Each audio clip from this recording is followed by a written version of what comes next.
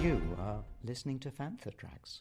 Because of the following special program, Wonder Woman and the Incredible Hulk will not be presented this evening.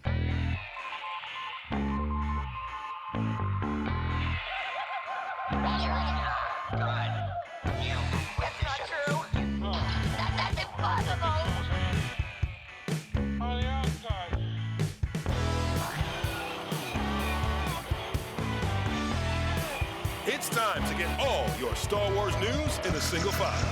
This is Making Tracks. Here are your hosts, Mark Newbold and Mark Mulcaster. That's not true. That's impossible. So we're here at Collectormania in Birmingham at the NEC. Walking around here with Carl Desert Planet Discs Bayliss. Hello, Carl. Hello. And it's Sunday. And it's lunchtime, so it's fairly quiet because everybody goes off and gets their lunch at lunchtime. So there's not a huge amount of people around in this area at the moment. We're walking past all guests. They're all off being fed. Because exactly, they're all getting their nosh. How would you describe today? Because obviously Saturday was a very busy day. They had Jodie Whittaker and they had some big name stars. Today's a little bit quieter, isn't it? Yeah, clearly Saturday was the big day. They were trending on Twitter with Jodie Whittaker yesterday. Yeah, and there's lots of pictures online of fans meeting her and getting stuff signed, so a bit quieter today. Still a good spattering of guests. Yeah. Still like a big sort of convention panel stage. Yeah, as we're walking past we can see Marina Sirtis is doing the talk right now. Yeah, one for the Trekkies there. Yep. Weren't you over there?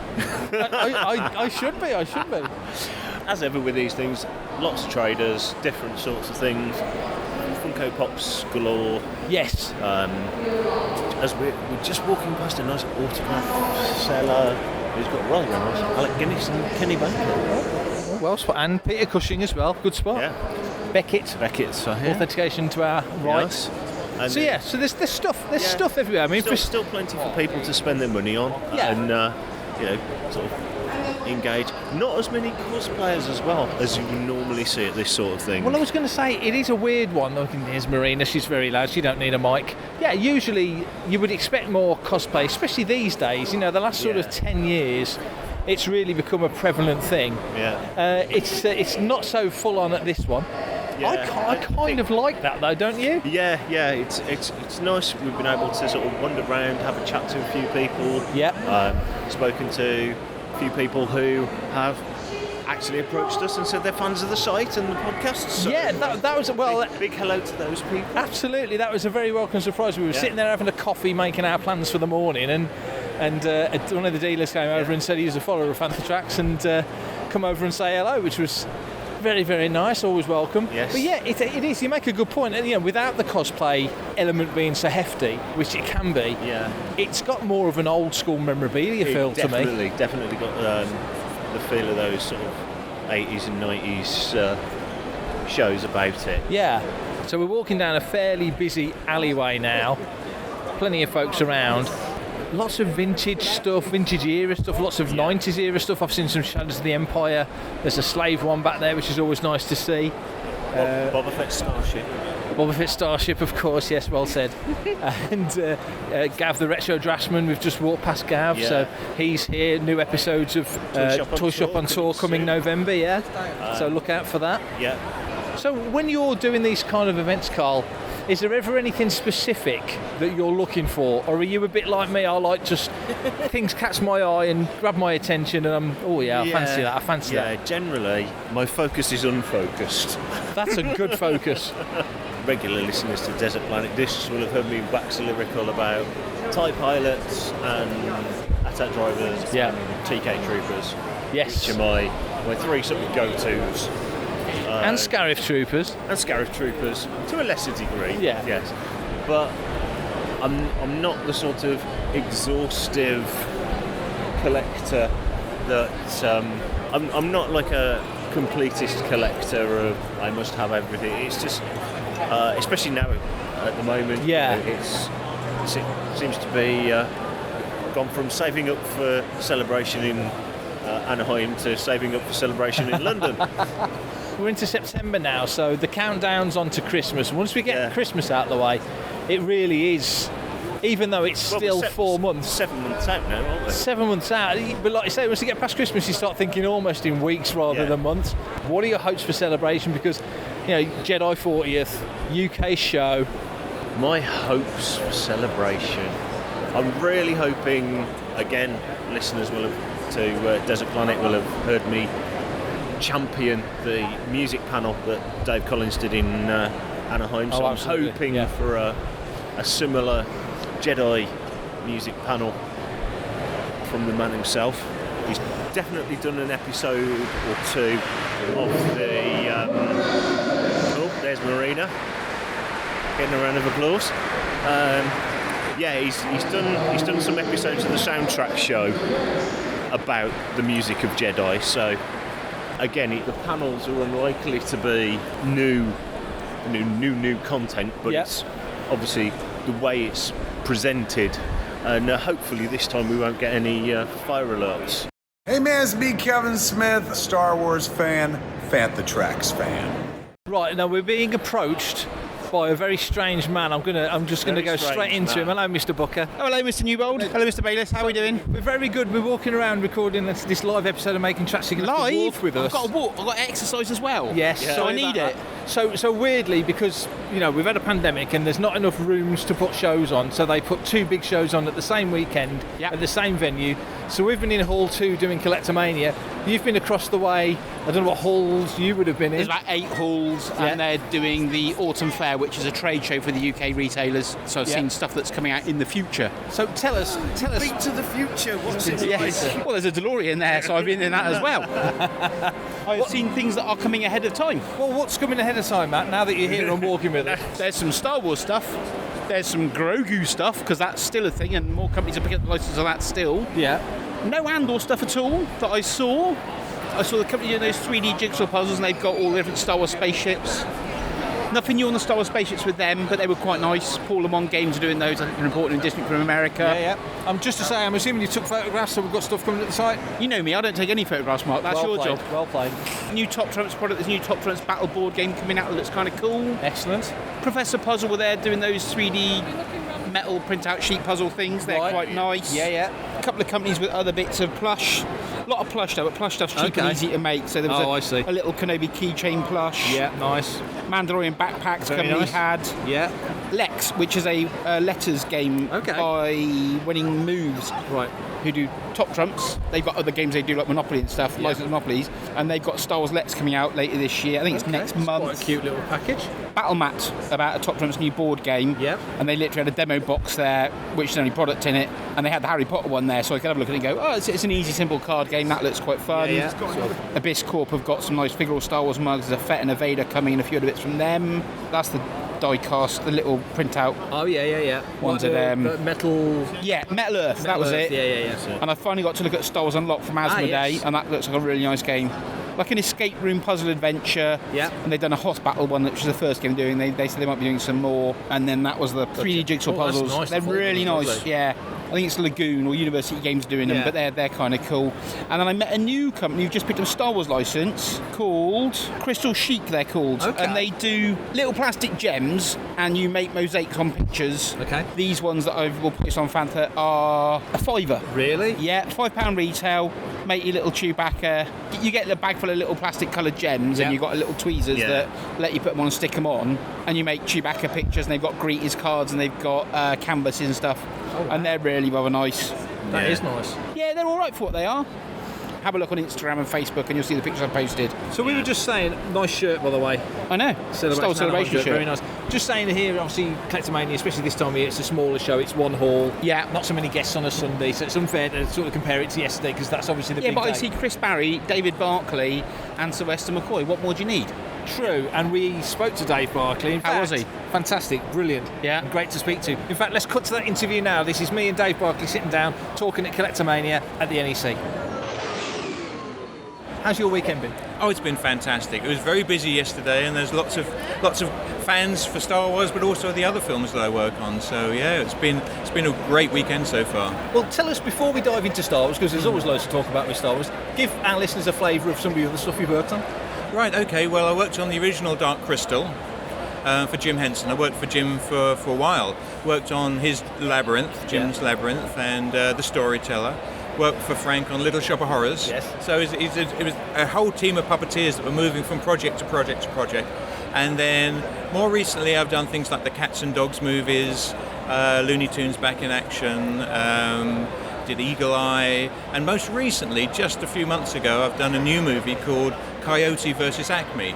And that's Wile E. Coyote and Roadrunner. Right. And Wile E. Coyote, it's a bit like Roger Rabbit, it's a live action film with animation. Yeah.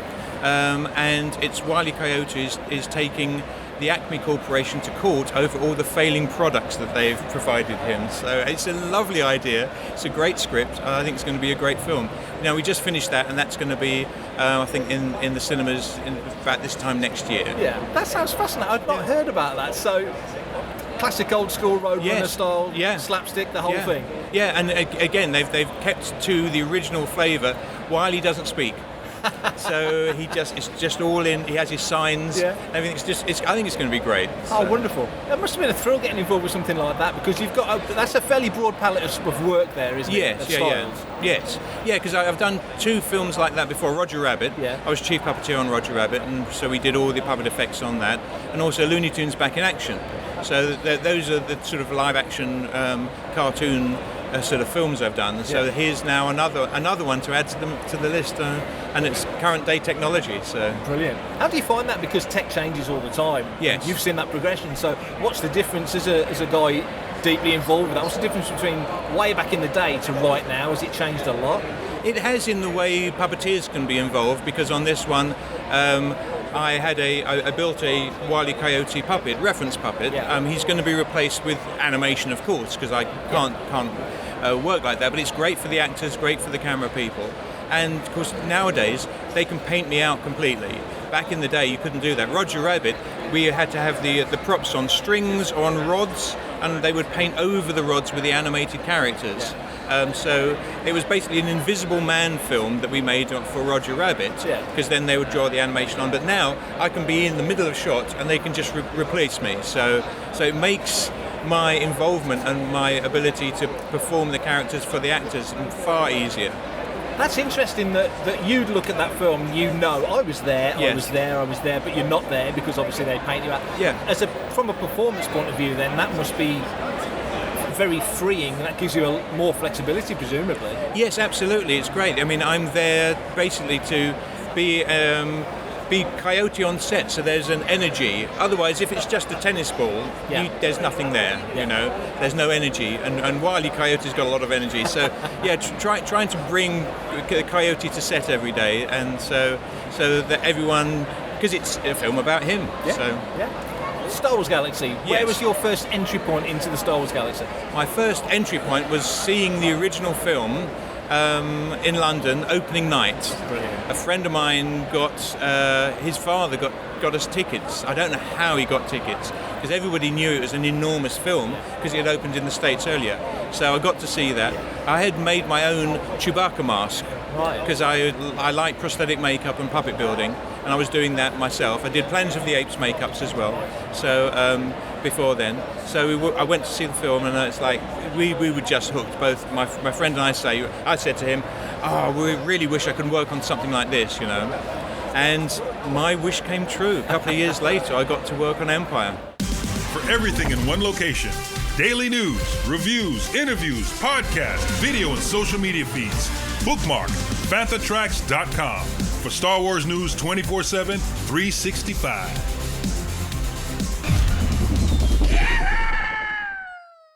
How did that work in getting into that door? What door did you knock on to get into that? Well, the door opened for me. I was working in a toy store, Hamley's, in Regent Street. I went out for lunch. When I came back, I was told Mark Hamill had come into the store. I was devastated because I loved Star Wars, and I didn't get the commission on the £400 worth of puppets that he bought, and B, I didn't get to meet him. But he had said that he wanted someone to build a string puppet of Darth Vader for his personal collection. He's a puppet collector. Yeah. A few months later, he got in contact with me through Hamley's. Would I build a Darth Vader string puppet for him? Wow. So I met him, said yes. I built it. he invited me along to the studio to deliver the puppet, and then introduced me to Stuart Freeborn. I showed Stuart some of my Chewbacca masks, my Planet of the Apes makeups, and my puppets, and sculptures and everything. And a week later, he offered me a job on the Yoda team. That must have been mind-blowing.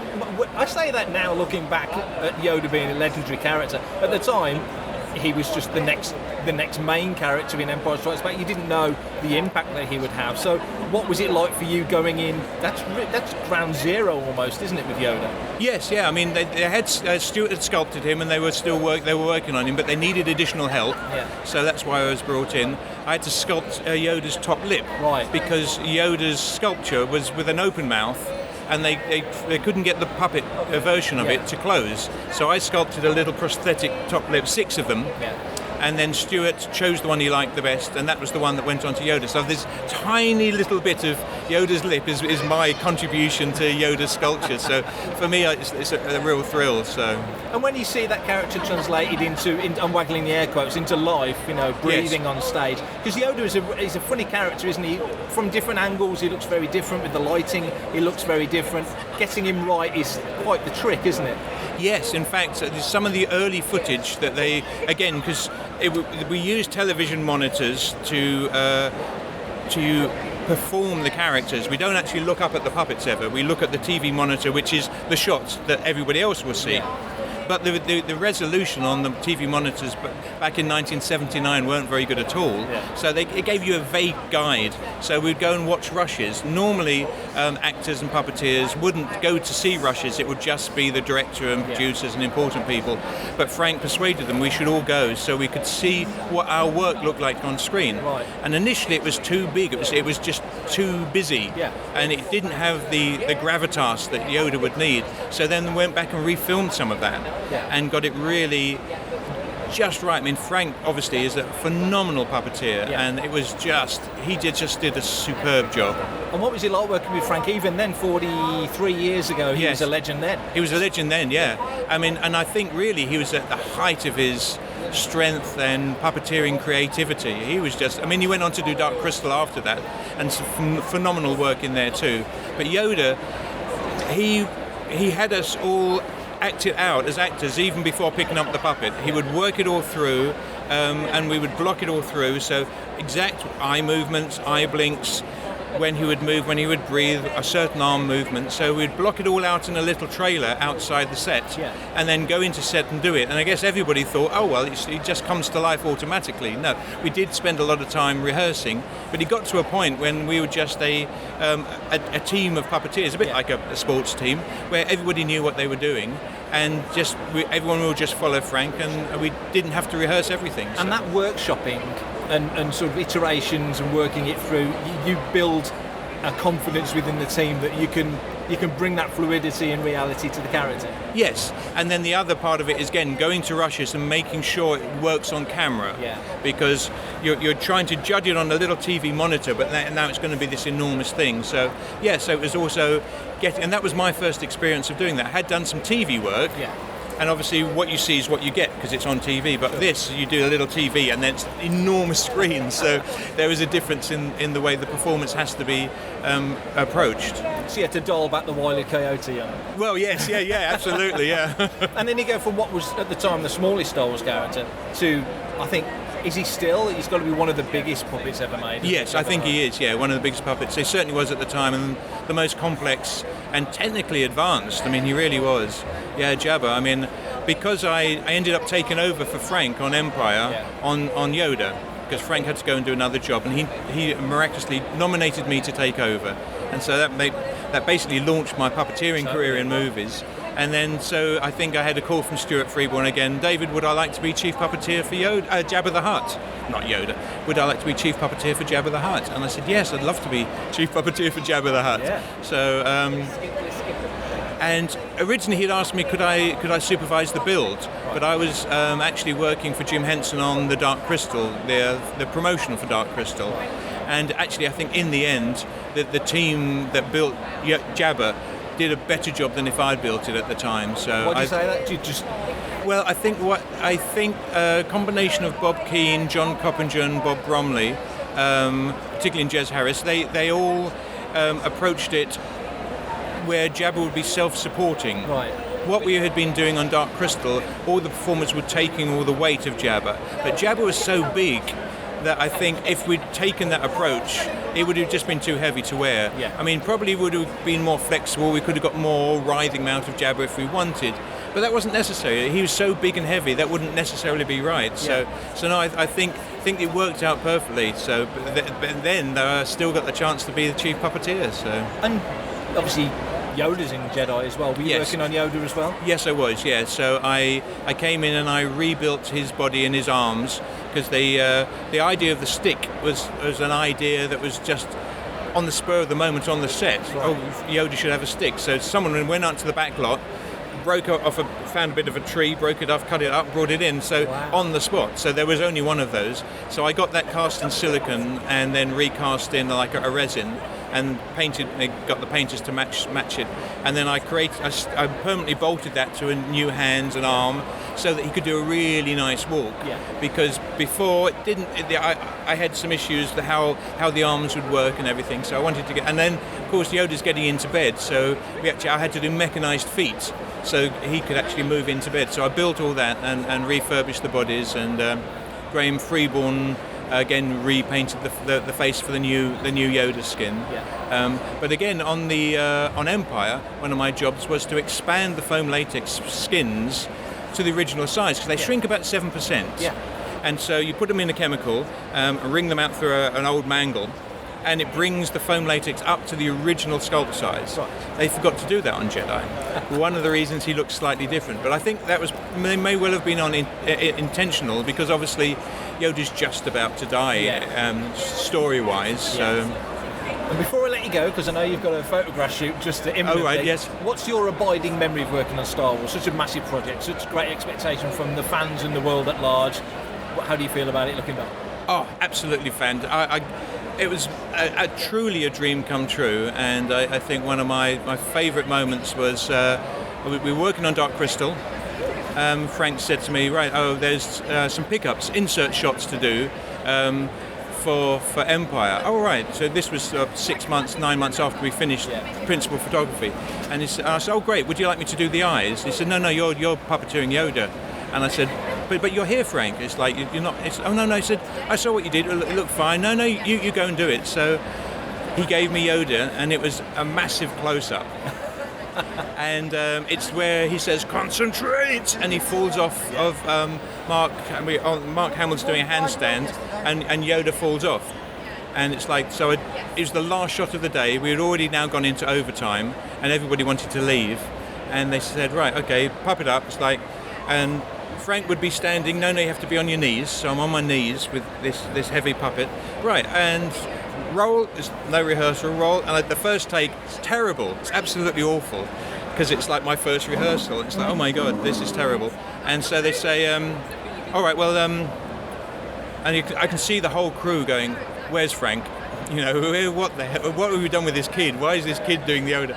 So then I tried to get my head into what Frank might do, and so all right, take two's the one that's in the film. Wow. So how fantastic. And it's like, oh, my relief is that I didn't screw it up. Frank gave me the opportunity to do it, and and that's in the movie. Thanks so much for your time. Wonderful. Really appreciate it. Cheers. So that was me and Dave Barclay. Really interesting, and nice to hear about people that have been involved in the film industry for a good few years now. Absolutely. And still actively contributing to new projects. Sounds like he's had an absolute blast with the Wile E. Coyote film. That sounds brilliant, so I can't wait for that now. I often wonder, with people who've worked on things like Star Wars, you work on something like Star Wars, you get onto a convention circuit like this, which is potentially quite lucrative and profitable if you do it right, and yet there's somebody like Dave who's still out there working and still being productive and still being involved, and I do, like you say, find that almost as interesting as obviously our focus is the Star Wars stuff, but to hear about all these new projects is fascinating, isn't it? Well, that's it, and quite often the same that we're, I won't say impressed, but to us they have a special star quality. Yes. The technical people, the ILM people, with the the Icons series and the ILM series. Light and Magic, Light and Magic on Disney Plus. People are now seeing all those creative brains that were such a key part of making Star Wars happen. The likes of Dave, some of the other Jabba puppeteers were here yesterday, Toby Philpott and people like that. Yeah. People have always had an appreciation of what they did to help bring those characters to life. But I think that they've got now within the industry more of a spotlight. And that's, again, in the ILM Light and Magic, you can see how many of those people are still actively working on projects now and are still, trying to help push ILM further into the future and create the next thing, such as the volume. They refer in that show to, how that was like George's vision. And they've finally been able to bring it to life. But don't you think people who work on these projects, like Star Wars, like anything, for example, on a recent episode we had Rose Degnan on, who was the production supervisor at ILM, and she talked about working on the original Star Wars, and then all of that crew go and work on Galactica. And then most of them were poached back to work at ILM, the new ILM essentially, on Empire when they'd moved north. And it just strikes me as fascinating that all that knowledge and all that skill and all that intelligence and the way they thought these things through wasn't just honed on Star Wars, it was honed on Galactica. So you'll have a show like Dave just mentioned, Wile E. Coyote, and you think, well, maybe something they've learnt on Wile E. Coyote gets moved on to the next Star Wars project or gets moved on to another project. That's it. It's all this knowledge shifting around, isn't it? Yeah, and they're not sitting on the laurels. The appetite for learning and pushing the boundaries, there's a certain kind of person that is driven in that way. But that seems to be certainly what George was looking for in people was, don't tell me it can't be done, find a way to do it. Now, speaking of doing things, we're walking around Collectormania right now. Like I say, we've come on the Sunday. It's a 2-week show, so we've 2-week show. 2-week show. It'd be too much for even for me. A 2-day show. Not with my legs. Not with my back. My knees I'd managed one day. But so we've certainly seen the quietest of the 2 days. But what's your, as we wrap up this episode, what's your sort of takeaway from Collectormania 27? Again, these shows hark back to when I first started coming to conventions.